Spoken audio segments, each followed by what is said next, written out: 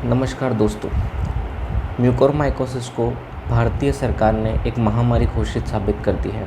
मतलब noticeable disease. जितने भी केस अभी म्यूकोरमाइकोसिस के आएंगे वो सरकार को रिपोर्ट करना पड़ेगा। तो ये म्यूकोरमाइकोसिस है क्या, और ये अगर ब्रेन में चला जाए तो क्या कर सकता है। ब्लैक फंगस आपने आजकल सुना होगा, हर एक न्यूज़पेपर में, हर एक अखबार में, हर एक न्यूज़ चैनल में आप ये वर्ड देख रहे होंगे। व्हाट्सएप पे, फेसबुक पे आप सुन रहे होंगे कि ब्लैक फंगस क्या है और ये कितना डेडली है। तो ब्लैक फंगस यानी कि म्यूकोरमाइकोसिस ये बहुत पहले से था। ये ऐसा नहीं है कि कोविड अपने साथ लेके आया है, ये पहले से था।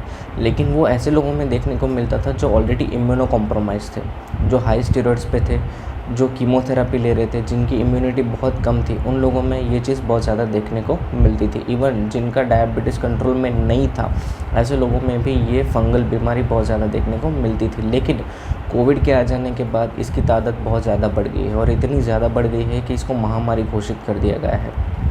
म्यूकोरमाइकोसिस बेसिकली आपके नाक के थ्रू यहाँ से स्प्रेड होता है, आइज़ में जा सकता है और ब्रेन तक भी पहुंचता है। अगर ये आपकी आइज़ में और ब्रेन में जाता है, दैट मीन्स कि डिसीज़ की सीवियरिटी बहुत ज़्यादा बढ़ गई है। देखने में आया है कि कोविड के ट्रीटमेंट में जो ज़्यादातर स्टेरॉइड्स यूज़ होते हैं वो आपकी इम्यूनिटी थोड़ी कम कर देंगे। इम्यूनिटी कम होने की वजह से आपको म्यूकोरमाइकोसिस फंगल इन्फेक्शन होने के चांसेस बहुत ज़्यादा बढ़ जाते हैं।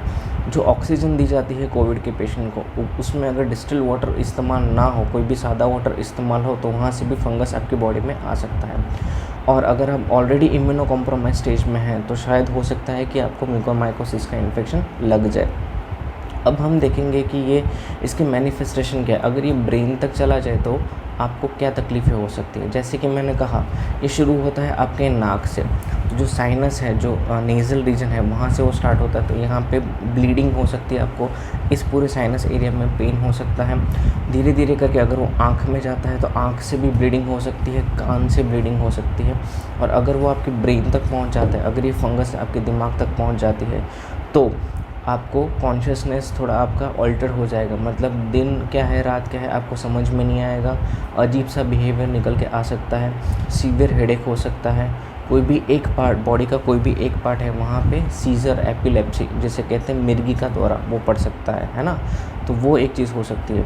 कुछ केस में ये भी देखा गया है कि एक हिस्सा काम करता बंद हो जाता है, लकवा मार जाता है। तो हेडेक हो सकता है, ऑल्टर कॉन्शियसनेस हो सकती है, मिर्गी का दौरा पड़ सकता है, या लकवा भी मार सकता है। अगर ये फंगस आपके ब्रेन तक पहुंच जाती है तो ये इतनी डेडली हो जाती है। तो प्लीज़ मेक श्योर कि आप खुद से किसी चीज़ की ट्रीटमेंट ना करें। अगर आपको लगता है कि आप कोविड से बाहर आए हैं, अगर आपको लगता है कि आप इम्यूनो कॉम्प्रोमाइज स्टेट में हैं और साइनस रीजन में आपको पेन हो रहा है, नाक से ब्लीडिंग हो रही है, तो तुरंत अपने डॉक्टर को आप कंसल्ट करें, खुद से मेडिकेशन ना लें। कुछ लोग खुद से स्टेरॉइड ले रहे हैं और इतना ज़्यादा स्टेरॉइड ले रहे हैं इन्फेक्शन से प्रिवेंट करने के लिए, वो खुद इम्यूनो कॉम्प्रोमाइज़ हो जा रहे हैं। तो ये चीज़ नहीं करनी चाहिए। अपने डॉक्टर को पूछे बिना किसी भी आपको अपनी तरीके से सारवार करनी नहीं चाहिए। बेस्ट यही रहेगा कि आप अपने डॉक्टर को कंसल्ट करें, है ना। जितनी जल्दी हो सके इस चीज़ को आप दिखाएंगे, उतनी ही जल्दी इस चीज़ से आप बाहर आएंगे। ठीक है, अपना ध्यान रखिएगा। Thank you.